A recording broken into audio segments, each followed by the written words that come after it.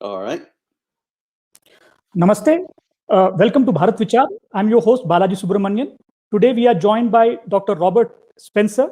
He is an Islamic scholar and a uh, highly acclaimed author of many books that have been in New York Times bestsellers list. Dr. Robert Spenser, welcome to Bharat Vichar, sir. Thank you. It's very good to speak with you.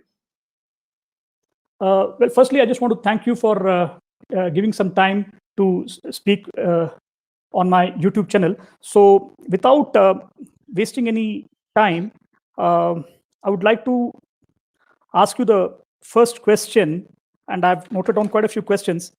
Um, Muslims often claim that their religion is peaceful, and that is why Europe and majority of, and in India, Hindus are still a majority.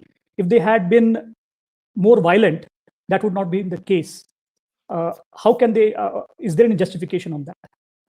No, that's false. This is based on they're counting on the ignorance of non-Muslims about the teachings of Islam. What they leave out of that construction is the fact that Islamic law mandates, and this is based on the Quran, chapter 9, verse 29, the subjugation of the non-Muslims under the hegemony of Islamic law. They have to submit to the authority of the Muslims, they have to obey various restrictions, but then they can practice their own religions. If, of course, they disobey any of these restrictions, then they can be put to death. So you have the subjugation of people all over the world, notably in the Middle East, in North Africa, in the parts of Europe that were ruled at various points by Islamic entities, most notably the Ottoman Empire. And in India as well, even though the Hindus were not, strictly speaking, the people of the book, that is the designation given to Jews and Christians and Zoroastrians in the Quran, they were accorded this status fairly early on in the Islamic invasions of India. And so there was no need to massacre all of the Hindus because they submitted, those that were under the rule of the Islamic rulers, under the hegemony of the Islamic empires. Consequently, to point to that now and to say, see, this shows how tolerant we were when the Hindus were oppressed and afflicted with all sorts of discrimination and humiliation and harassment, just as the people of the book were in Europe and the Middle East. It's ridiculous. Obviously, this was not a situation of peaceful coexistence or mutual respect by any stretch of the imagination. Thank you, Dr. Spenser. Now, moving on, my next question is that I've done some research, and Muslims, many of my Muslim friends, they are quite proud that Islam was the first religion to give women actual rights when it comes to property, inheritance, and all that. However, is that only in theory but not in practice? Well, if you're looking at the 7th century, yeah. In the 7th century, you might be able to make a case for that. But even that is exaggerated. Because, for example, there is a hadith. Now, this is later, of course. The hadith were formulated in the 9th century. But there's no earlier material for Islam. You have Aisha, Muhammad's favorite wife, saying that she's never seen women suffer like the believing women. That is, the Muslim women have it worse than the other women. And so you never hear Islamic apologists say that, but that's in the canonical hadith that Muslims consider reliable. Also, if you take the teachings of Islam regarding women, you may be able to make the case in various ways that it was an improvement of the lot of women in the 7th century, although I think that that's, as I just noted, highly exaggerated. But if you are taking this in a 21st century context, this law, which is considered to be the unalterable law of the supreme God, is completely unacceptable and unjust to women.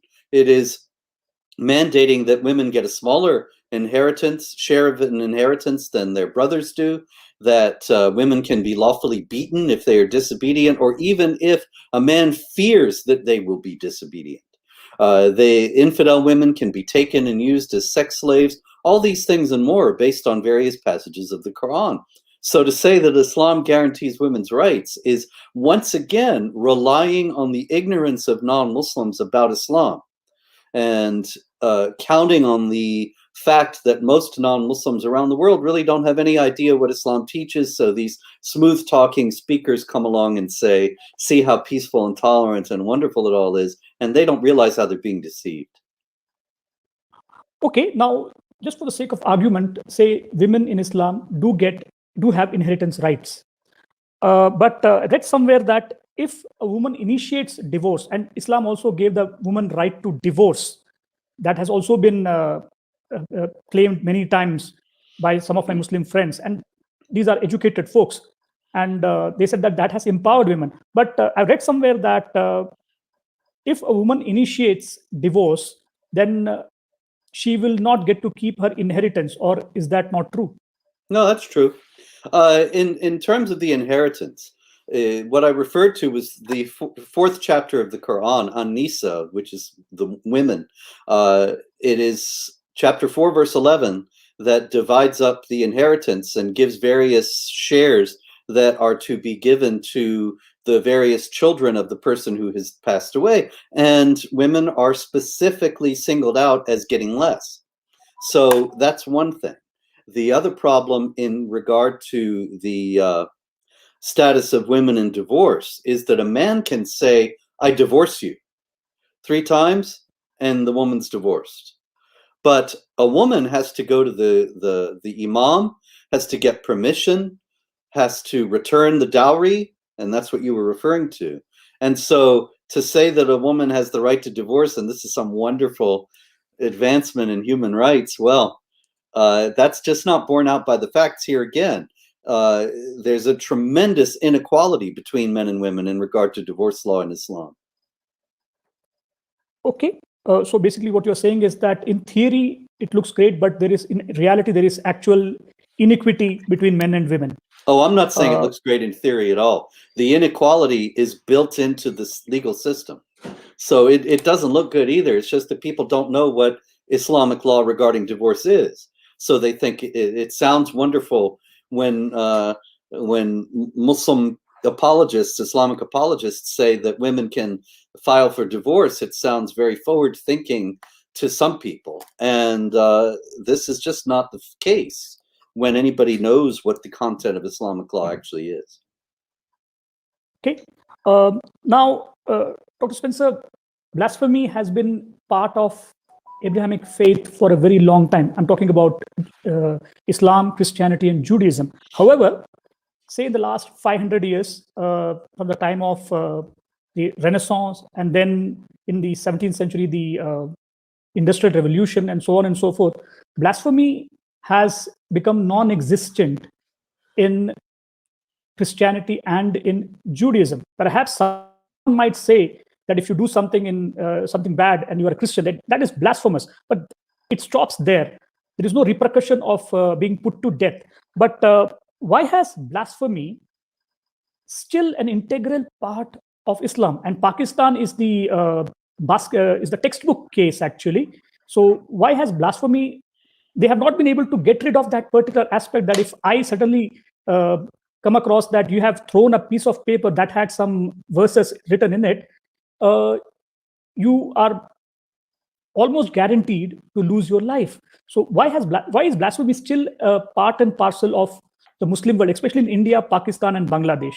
Well, in the first place, in regard to why it's such an important issue in India, Pakistan, and Bangladesh, I think that the answer to that is the fact that those are non-Arab nations.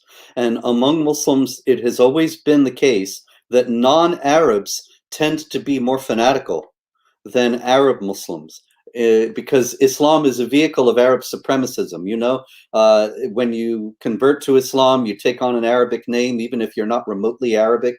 You have to learn Arabic in order to pray and read the Quran. And so it's very much an exaltation of Arabiya, of Arab culture, of Arabness. And so I think that this inculcates a certain kind of a feeling, even if it's unconscious, of inferiority in Muslims who are not Arab. And they make up for that by redoubling their fanatical commitment to the faith, such that they are avid to put to death, even if it's by lynching, someone who is accused of committing blasphemy. Now, why is blasphemy still part of the legal system in Pakistan with the section 295, 295B, isn't it? Yep, Of that is the correct. legal code. And why is it such a hot issue in any Islamic country? That also goes back to the Quran and the teachings of Muhammad and the life of Muhammad as depicted in Islamic texts. For example, chapter 5, verse 3 of the Quran says, "This day I have perfected your religion for you." And in that perfect religion, it says that Muhammad had put to death people who just made fun of him and insulted him in various ways. So if that is what Muhammad did, and the religion is perfect, and he is the perfect example of conduct, as chapter 33, verse 21 of the Quran says, then obviously you have to put to death the blasphemer in imitation of Muhammad. And so this is a part of the perfect religion. It cannot be changed. It's an immovable, unshakable part of Islamic law as the result of it being practiced by Muhammad. However, there is one particular story which keeps getting,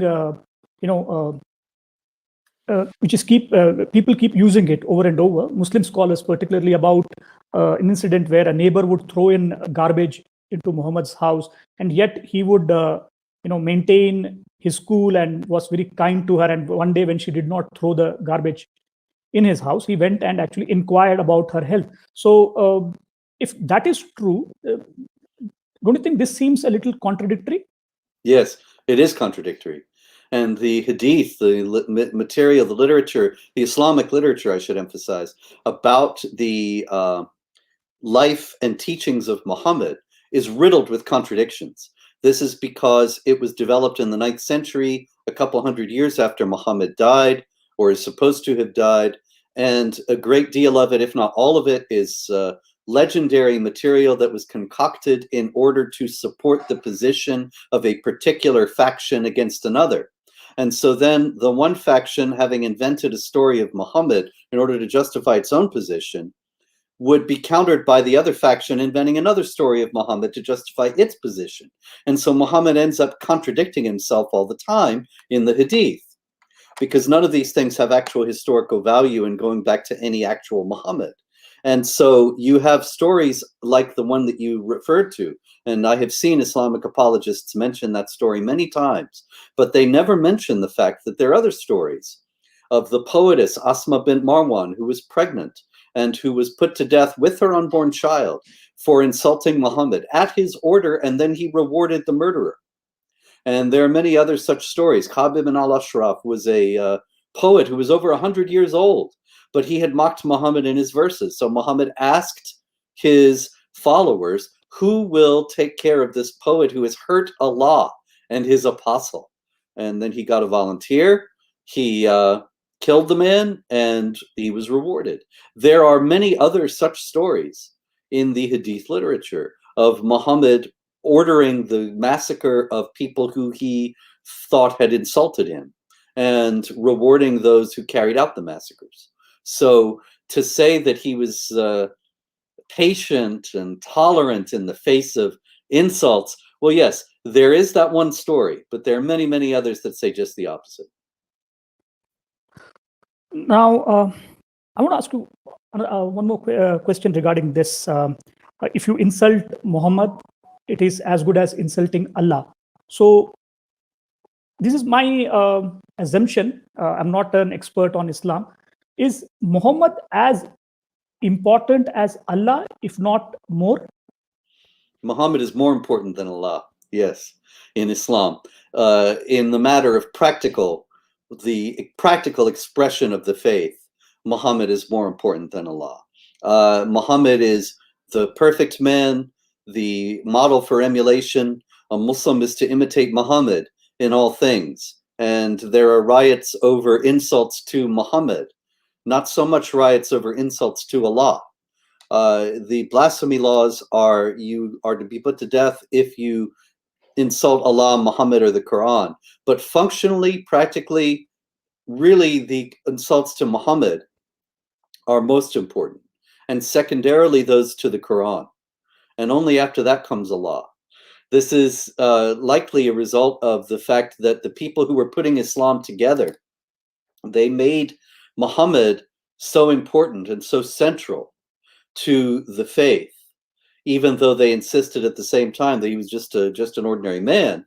He's so important to the faith that they essentially exalt him over Allah and make him far beyond an ordinary human being, while at the same time insisting that he's just an ordinary human being. I mean, for one thing, that's why there are riots and murders when he's depicted in an image. Now, you're a human being, I'm a human being, we can be depicted in images. Any human being can. If Muhammad cannot be depicted in images, then he's not just an ordinary human being like they claim. And then they say, well, it's to remove the temptation to idolatry. Well, you know, people see me all the time and nobody's ever tempted to idolatry. And the point being that if Muhammad were an ordinary human being, nobody would have this temptation either. But the idea that he must be so wonderful looking or so compelling looking that he had to be protected, that the people had to be prevented from worshiping him as a god, indicates that they already do consider him as such, essentially, even if they don't admit it in any direct or explicit way. In that case, would you say that between Shias and Sunnis would primarily pray to Allah, but Shias also pray to, say, Ali, Hassan, and Hussein, and the other imams from his family line? Is that well, they ask for intercession. The Shiites acknowledge the possibility that the saints may intercede for the faithful on earth. And so they go to shrines of the saints and they ask the saints to pray for them before Allah and so on. Whereas the Sunnis consider that an idolatrous abomination. And so the Shiites also, for that matter, in terms of your previous question in regard to images, in history, the Shiites allowed for images of Muhammad and even created some themselves, as well as images of Ali and the other people they revere. But it's the Sunnis who get so upset about these things. It's really more that they didn't even get upset when the Shiites did it so much. It's more when infidels do it and when it's cartoons that are mocking Muhammad rather than a reverential depiction of him.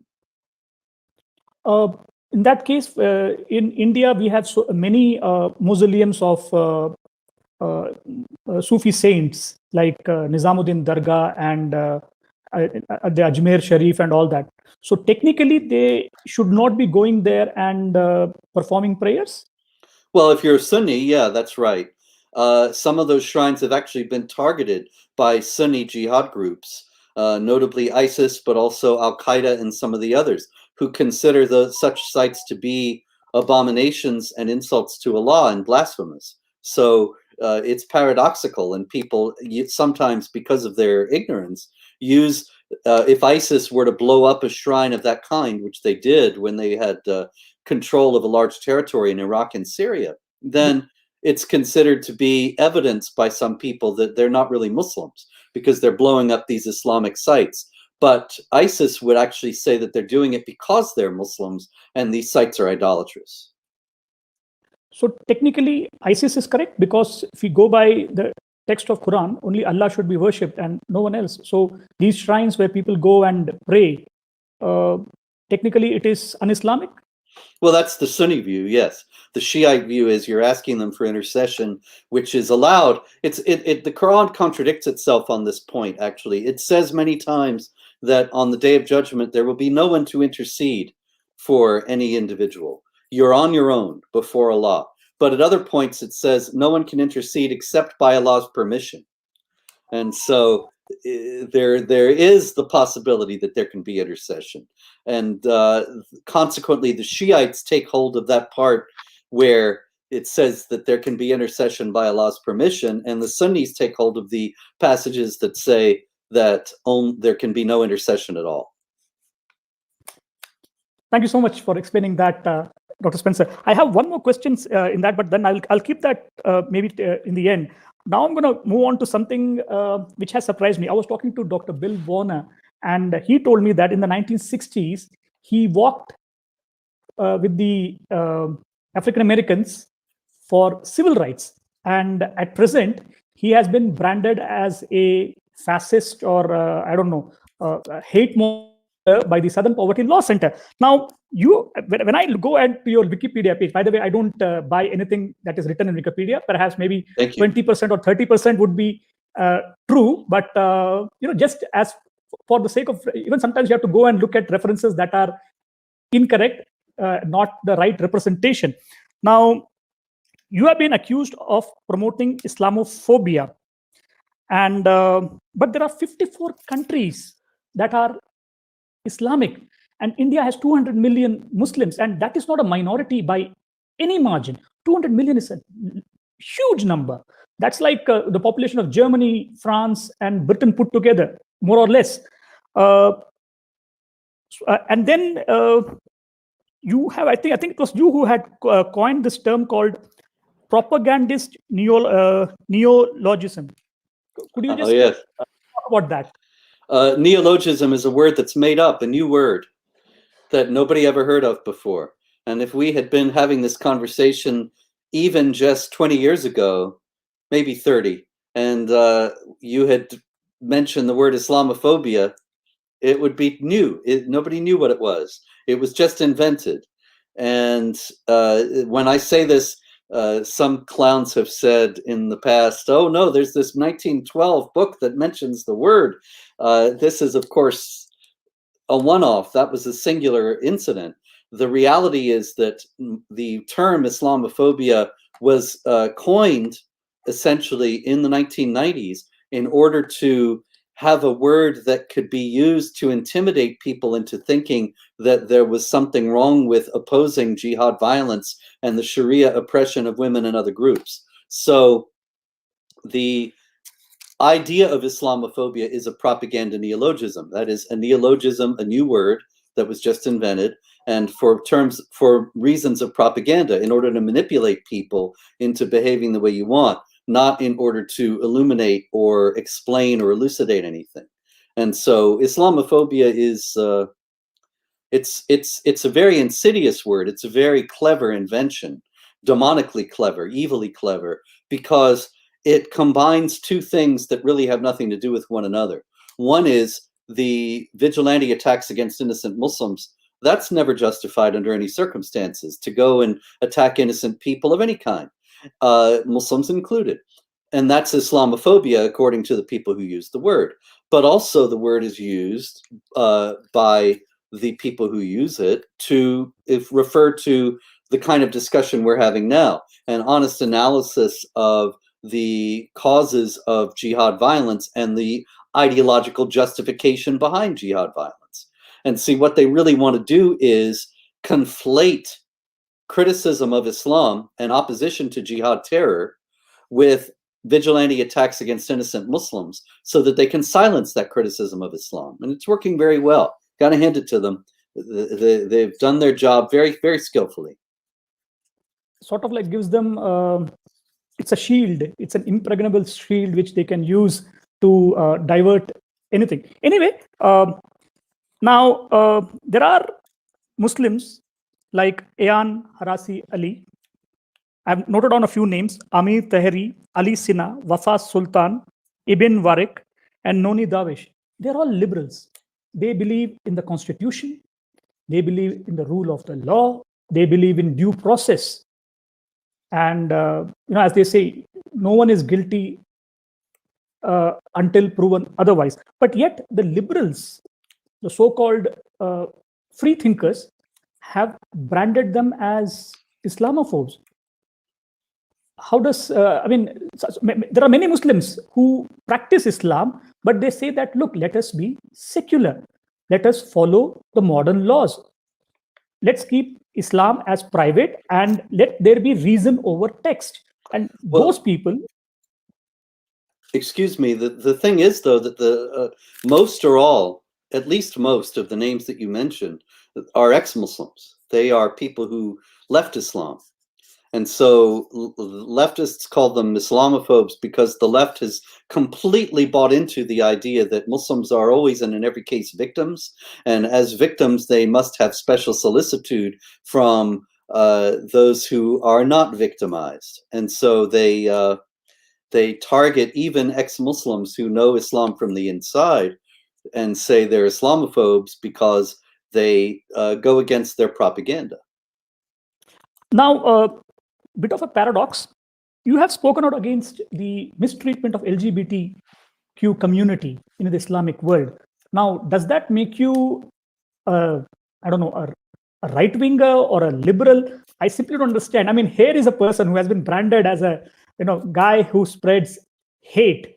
Now he's talking about rights for the LGBTQ community, which is one of the most hard-fought victories for many Americans when same-sex marriage became a law. Now, you may not support same-sex marriage as a personal belief, but you're not going to go and, if you see someone is violating their law, you're not going to stand by that. And you, in fact, want to support them. How does that work? Here you are, LGBTQ supporter, but at the same time, hatemonger. How do they spin this? How do they spin it? I mean, I'm sorry if there's any other word. I'm sorry. No. It's very important to discuss because people don't realize, people don't understand these things. That terms like hatemonger are used in order to manipulate public opinion, to make people of goodwill think, oh, this Spencer, he's a terrible person that you have to ignore because he's a hatemonger.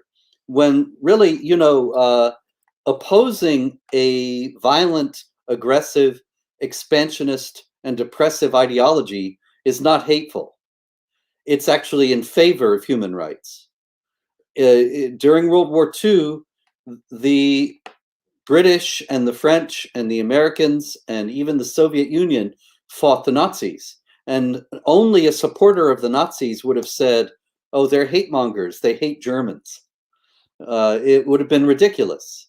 Everybody understood, or most people understood, that Nazism was a violent, aggressive, extreme, inhuman ideology, and consequently had to be fought. Now, Sharia is violent, inhumane, extreme, aggressive, expansionist, and all these things, and yet it's hateful to oppose it. It's completely inconsistent. The idea of being a hate monger is really, it's just the word is another propaganda tool. Anybody who's in power, whatever they're for, then you are a good person if you're for it, and you're a hate monger if you're against it. Whereas the people who brand me with this title are actually some of the most hateful people on the planet, because they are the ones who want to forcibly silence dissent and destroy free societies, destroy free inquiry and free expression in favor of the criminalization of what they claim is hate speech and is actually criticism of Islam, opposition to jihad violence, and so on.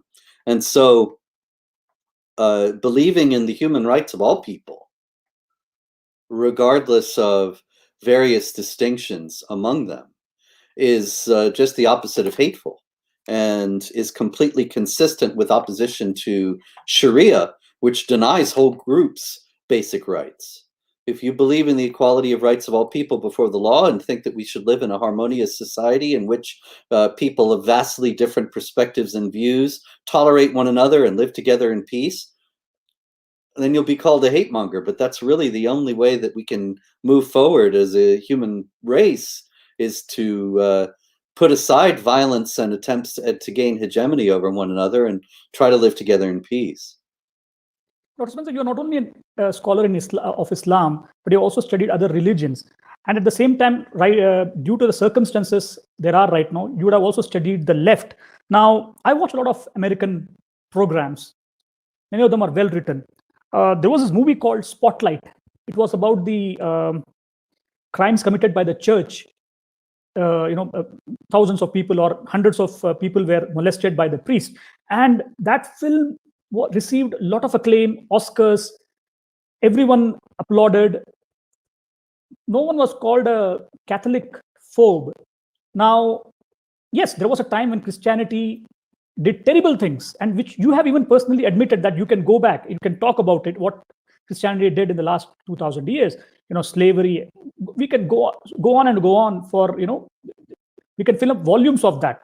But there is no such thing as Catholophobes. And in fact, the Pope is insulted right to his face.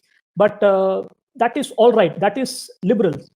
Perhaps you should start doing that instead of attacking Islam. Maybe then you won't be called a hatemonger anymore. Oh, there's no doubt. There's a hierarchy of opposition to various religious principles. If you oppose the church, the Catholic Church in particular, if you oppose Christianity in the West, even though Christianity is, for the most part, the ancestral religion of most people in the West, you're courageous. You're courageous. You're brave. You're standing against powerful forces. You're heroic, even. But if you point out the human rights abuses that are sanctioned under Islamic law, then, as we have noted, then you're just a hate monger. It's interesting because there are many, many things that leftists in the United States and elsewhere in the West hate today with burning, intense hatred, and Christianity is one of them. And nobody ever, as you noted, says you're a Catholophobe, you're a Christianophobe, you are insulting innocent people, and so on. It's only because really the root cause of this is that the international left hates the United States and hates Western civilization, and consequently Islam, having made war against Europe and against Christian civilization for 14 centuries, just as it has made war against India and Hindu civilization, it's suddenly the friend of the left because they have this hate in common. Now, recently, the United States Commission on International Freedom came down on Modi government that minority rights are being affected. But then everyone in India started doing some research. Turns out that most of those people in that commission are left and Muslims. Now, I have no problem with someone's religion, but why target that? And why not say anything about the human rights violation that is happening in Iran? Because there's now, no doubt. Yes, there's no doubt. Trump left. Sorry. Yes. After Trump left office after 4 years, he was hard on Iran. I don't want to get into that geopolitics, but now it seems America is again getting closer to Iran. But at the same time, no matter what one can say about Donald Trump, he managed to bring Israel and the Arab countries together. There is diplomatic relationship between UAE, Bahrain, and Israel. And practically, even though it's not official, but even Saudi Arabia got absolutely no problem with Israel. It has given it its airspace to Israel. What more do you need? There's not much thing that you need after that. And it's just a process, maybe another 10 years, because since it is Saudi Arabia, maybe another 10, 15 years, things might change. Saudi Arabia is trying to change itself as a country. They have changed their education curriculum. But somehow, in America, they are acting against such, changes, but are literally silent on Iran's treatment of its women. Well, the Biden administration is very deeply committed to the idea of coming to a new nuclear accord with Iran. And so you're not going to get any kind of critique of human rights in Iran at this point. As a matter of fact, the Biden administration just recognized the Armenian genocide. And that was a very positive development. I didn't think for these 4 years that there would be anything they did that I would agree with. But that was great to see. The recognition of the Armenian genocide by the US government for the first time since the Reagan administration. However, it has to be understood in the context of everything else that the Biden administration is trying to do. And what it really was a slap at the chief opponents of Iran in the region. Iran is trying to gain hegemony over the Islamic world, even though Iran is Shiite, and Shiites are a very small minority in the Islamic world. So its chief rivals are Turkey and Saudi Arabia. The Biden administration just embarrassed Saudi Arabia by linking the Saudi government to and the crown prince to the killing of Jamal Khashoggi. Now, I'm not condoning the extrajudicial murder of anyone, but the idea that Saudi Arabia is singular in treating people this way and Iran is somehow spotless by comparison, that's naive at best and ridiculous. And yet the Biden administration has, as you've noted, been silent about Iran, but embarrassed the Saudi government with Khashoggi and now has embarrassed the Turkish government with the Armenian genocide. And so both of the chief rivals of Iran in the region have now been put on, publicly criticized by the Biden administration. It's all part of its attempt to reach out to the Iranian mullahs and to come to a new accord with them. Dr. Spenser, even though you are, again, as I said, you are an Islamic scholar, but why I'm talking about America, the left, because we are in a very critical juncture. We are talking about freedom of speech, which is very, very dear to me. And in America, it is sacrosanct. Nothing is about the First Amendment. There may come a day when the Second Amendment, the gun rights, may go away. Fine. But the First Amendment is the key, is the foundation on which America stands. That's why I'm asking these questions regarding the American policies, even though you are an Islamic scholar, because I feel that it is interconnected. Now, let's come to France. France took some serious measures recently, said, without naming any religion, they said, blasphemy is allowed. We don't care what you want to do after the murder of the school teacher. And I don't know whether you have heard about this. Some 20 retired generals and other officers have written an open letter saying that France is heading towards a state of civil war. Your thoughts on that? Well, they're absolutely right. There's no doubt about it. The French government has drastically underestimated the loyalty of its Muslim population to Islamic law. Obviously, not every Muslim in France wants to impose Islamic law, but I believe it's safe to say that there are far more who do than the French government realizes. And so those people are going to continue to work for the imposition of Islamic law in France. And that's going to lead to civil conflict unless the French just completely surrender their values. And I would have said, oh, the French are just going to completely surrender their values until this recent pushback after the beheading of the school teacher Samuel Paty for showing a cartoon of Muhammad. Now we have Macron saying that French values are going to be respected and defended, including the freedom of speech. And so the generals are right. That is going to lead to a conflict. And pretending that Islam is not what it is and does not teach what it is, it's what has laid the groundwork for that conflict. That the government of France, just like the government of Britain and the United States and Canada and Germany, they're in denial. And they have lied to themselves and lied to their people about what Islam is all about.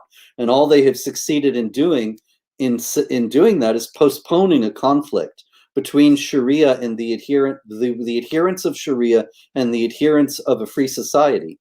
But that conflict is going to come. Dr. Spenser, why is it difficult for Muslims in the West who flee conflict zones, who flee a country where there is Sharia? They say that Muslims leave a country that has Sharia, come to a country that does not have a Sharia, and then demand Sharia. When they are in a Sharia compliant country, they don't like it. But when they come to another country, they want Sharia. And why they have never been able to assimilate, at least majority of them? Well, Diab Abu Jaja is a Muslim leader in Belgium, and he has said it very, very succinctly. Assimilation is cultural rape. And this is not just his opinion, but is the opinion of many Muslim leaders in Europe. So we can be sure that there are many Muslims in mosques who are being taught that they must not assimilate, that it's un-Islamic to assimilate. Also, the Quran says in chapter 3, verse 110, that you are the best, you the Muslims, you are the best of people on the earth, enjoining what is right and forbidding what is wrong. So the Muslims are the best of people because they tell people what's right and wrong. If you believe that, if you believe that that is the unalterable and perfect word of the only God, then you're going to come to Europe thinking the Islamic way of doing things is better than the non-Islamic way of doing things, because the Muslims are the best people and they know what's right and wrong in a way that the non-Muslims do not. And so you will work to bring Islamic law to your new land. They don't realize that Sharia is the root cause of why they left their home countries, because they're always told that Sharia is perfect and wonderful. And so everything that happens that was bad, that made them flee their home countries, is really the fault of the Jews or of America or of some other bogeyman, but not of Sharia itself. It's just like in the United States. I'm sorry, just one Yes, sir. last little point. In the United States right now, a lot of places that have been ruled by the left for decades are in desperate economic circumstances because of the coronavirus, because of the draconian lockdowns that they imposed, and all the attendant evils that came from that. California, New York, Michigan, and elsewhere. And many, many people are moving out of those areas and going to states where there's more freedom.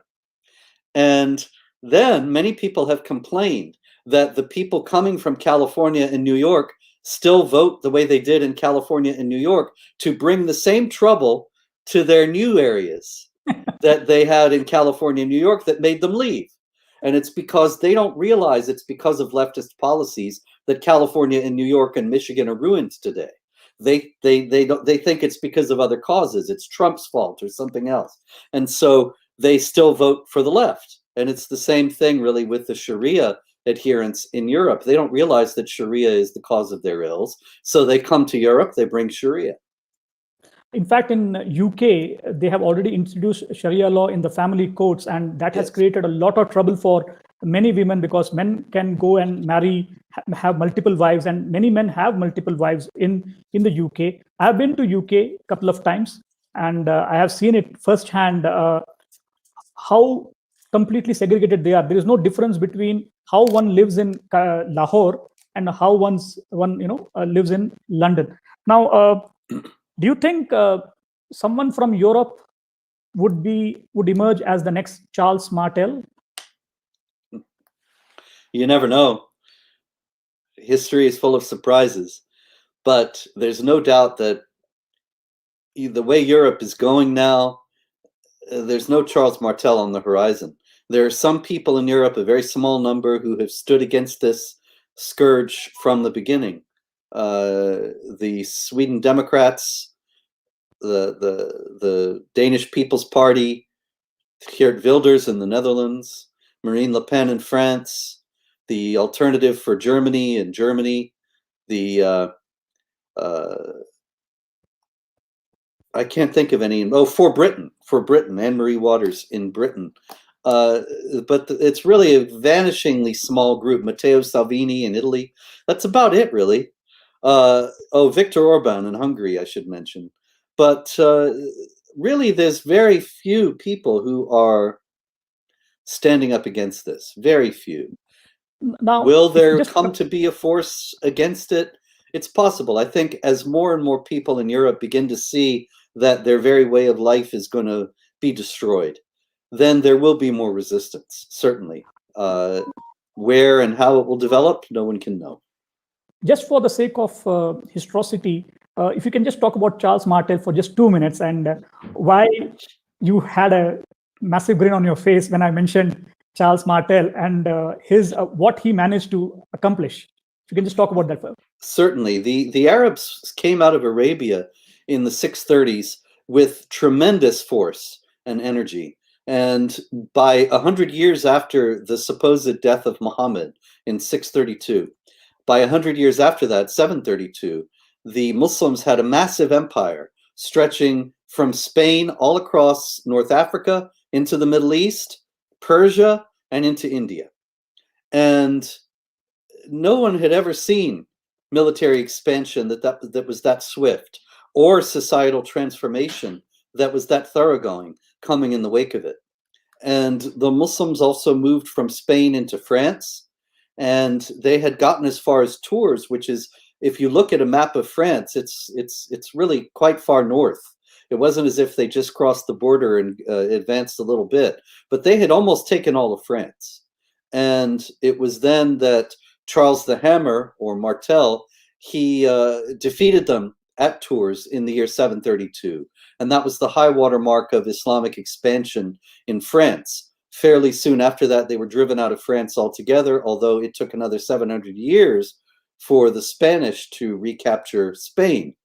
But it's only that section of France, Spain, and some other areas in India and elsewhere, but very few, where the jihad advance has actually been turned back. Most of the time, what they have held. Right. Now, I have only 2 more questions left. I want to talk to you about your, you regularly tweet about Jihad Watch, various things. Now, you also do a lot of research on terrorism. How would you characterize Pakistan in this present juncture? Because there is a lot of upheaval which is going in Pakistan. Blasphemy law, they want the French ambassador to be kicked out. They could have just declared persona non grata and asked the French ambassador to leave, but Imran Khan is not foolish enough to take that kind of decision, and that's why he's putting the entire assembly into the line of fire, so that let there be collective responsibility of failure. So, Jihad Watch, terrorism, and Pakistan. Well, Pakistan is essentially a jihad terror state. That's what it's all about.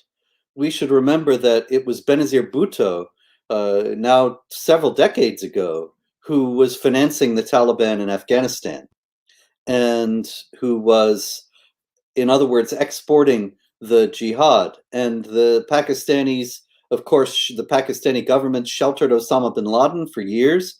They've denied doing so, but it's absolutely unbelievable that they wouldn't have known that he was in a home just a few blocks away from their largest military academy. And they don't know who lives in the area, and they don't know that the most wanted man in the world lives right there. Come on. The ISI, the Pakistani spy service, of course, was behind the Mumbai attacks in India that massacred hundreds of people, and has been also accused of aiding jihad terror groups in other ways. So Pakistan is not just about the blasphemy laws, but is very multiply involved with terrorism. And yet, at the same time, Imran Khan is able to fool the West into thinking that he's fighting against terrorists and getting those billions of dollars from the United States as a result. It's an absurd situation, but it just speaks to the willful ignorance of the American political establishment in regard to jihad activity. Thank you so much, Dr. Spenser. Now, even I told, when I was interviewing Dr. Bill Spencer, I said that you are an expert on political Islam, but I'm asking more questions about America, because, again, I'll say this, I repeat, that it is interconnected. The day, freedom goes away from America, because there is a lot of talk that there might be some restrictions on freedom of speech in America. That will be the, thin end of the wedge, as they say. And that's why my questions, I'm not an Islamic scholar. I studied history, but I wouldn't know how to quote from the Quran or the hadith. That's why I asked those questions to you. Now, what was your thought process when you realized that America is going to exit Afghanistan on 9/11? I mean, who could even conceive such unbelievable idea to exit from Afghanistan on 9/11, even though the Taliban was not behind the terror attack, it was Al-Qaeda, but 9/11 of all the dates? We live in an age of absurdity. We live in an absolutely ridiculous period of history when it would all be laughable if it weren't so tragic. And you may recall that the high water mark of Islamic expansion into Eastern Europe was at Vienna on September 11, 1683. It was early in the morning of September 12th that the siege of Vienna was broken, and the Ottomans never advanced farther than they were on September 11th, 1683. So many people have believed over the years that Osama bin Laden chose September 11th in 2001 as if to signal we are back. We are picking up where we left off, and now we're going to advance farther. And so whoever in the Biden administration chose September 11th, because remember, Trump was going to have our troops out by May 1st, but now Biden moved it to September 11th. That is essentially acknowledging defeat. That is saying to the world, we were beaten and the jihadis were victorious. And the symbolism couldn't be more unfortunate. But of course, there's so much anti-Americanism on the left today and among the people who control Biden and his administration that maybe it was deliberate. Hard to believe, actually, Dr. Spenser, that they chose 9/11 2021 as the date when America will finally leave Afghanistan after 20 years. Anyway, Dr. Spenser, thank you so much for coming on Bharat Vichar. I appreciate your candor, and I hope that you will again give me the opportunity to ask you some different questions. I'll certainly do my best to do some more research and ask questions that is to your field of the theology of Islam, which that will take some time. But I hope you again give me the opportunity to talk to you. Certainly. Thank you so much. Anytime. Thank you. Thank you so much. Thank you.